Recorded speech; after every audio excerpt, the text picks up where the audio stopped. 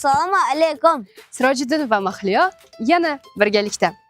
So'nggi yillarda yurtimizda ijtimoiy himoya sohasi sezilarli darajada rivojlanib bormoqda. Biz bugun sizlarni 3 ta asosiy ijtimoiy himoya manzillari bilan tanishtiramiz. Birinchisi Shayxontohur tumani Yangi Komolon mahalla fuqarolar yig'ini. Nega aynan mahalla fuqarolar yig'ini?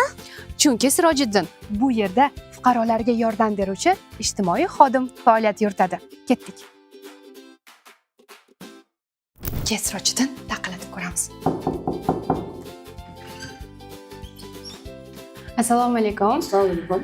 Ijtimoiy xodim sifatida vazifalaringiz nimadan iborat? Bizga bu juda ham qiziq. Assalomu alaykum.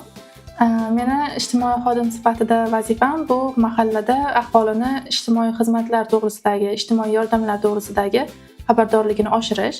Shuningdek, bizda 12 ta toifa mavjud. Ushbu 12 ta toifa bilan kompleks yondashgan holda ijtimoiy xizmatlar bilan ishlash.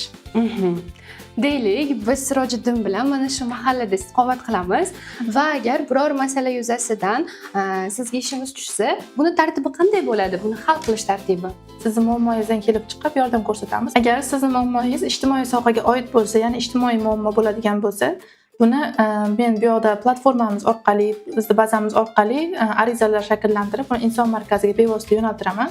Buni inson markazimizdagi faoliyat yuritayotgan sho'balarimiz ko'rib chiqishib, tegishli tartibda muammoni hal qilishadi. Ma'lumotlar uchun sizga katta rahmat. Faoliyatingizda omad tilaymiz.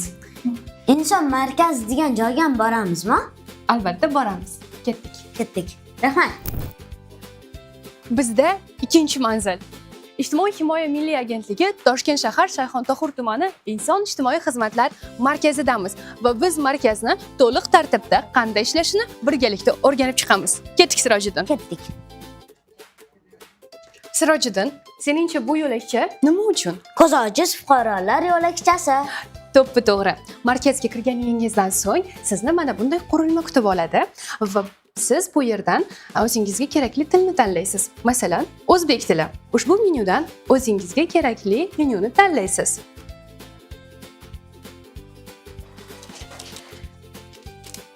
Va talonni olib, operator tomon yo'l olasiz. Ketdik.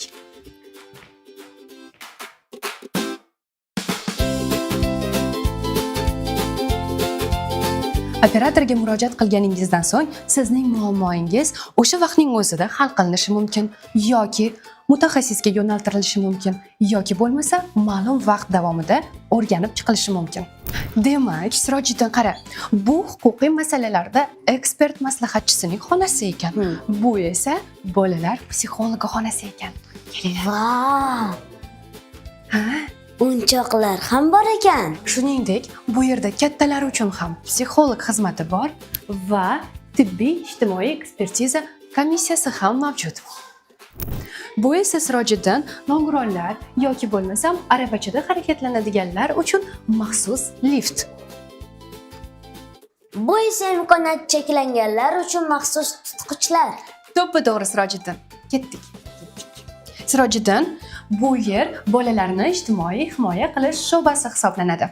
Mahliyo opa, bu yerga bolalar ham murojaat qilishi mumkinmi? Albatta. Hozir kirganimizda operatorlarni ko'rding-ku? Ana shu operatorlarga murojaat qilsang, ular senga yo'l yo'riq ko'rsatishadi. Ketdik. Bu yer esa nogironligi bo'lgan shaxslar bilan ishlash sho'basi. Eslatib o'tamiz, Sirojiddin, siz sho'balarga to'g'ridan-to'g'ri murojaat qila olmaysiz. Operatorlar sizlarga tegishli tartibda yo'l yo'riq ko'rsatishadi. Shuningdek, bu yerda mahallada ijtimoiy xizmatni tashkil etish sho'basi, ijtimoiy to'lovlar sho'basi, katta yoshdagilar va og'ir ijtimoiy vaziyatga tushib qolgan oilalar bilan ishlash sho'balari mavjud. Mahliyo opa, endi qayerga boramiz? Borganda ko'rasan. Buni esa o'zim bilan olaman. Ketdik. Va nihoyat Sirojiddin, biz 3-manzildamiz. Bu O'zbekiston Respublikasi Prezidenti huzuridagi Ijtimoiy himoya milliy agentligi. Ushbu agentlik yurtimizdagi ijtimoiy himoya tizimini to'liq tartibga soladi va nazorat qiladi.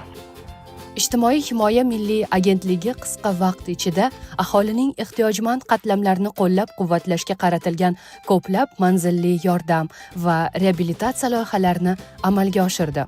Shuningdek, agentlik media yo'nalishida ham faol bo'lib, nogironligi bo'lgan shaxslar, bolalar himoyasi va ijtimoiy adolat mavzularidagi ta'sirchan videoroliklari bilan keng jamoatchilik e'tiborini qozondi.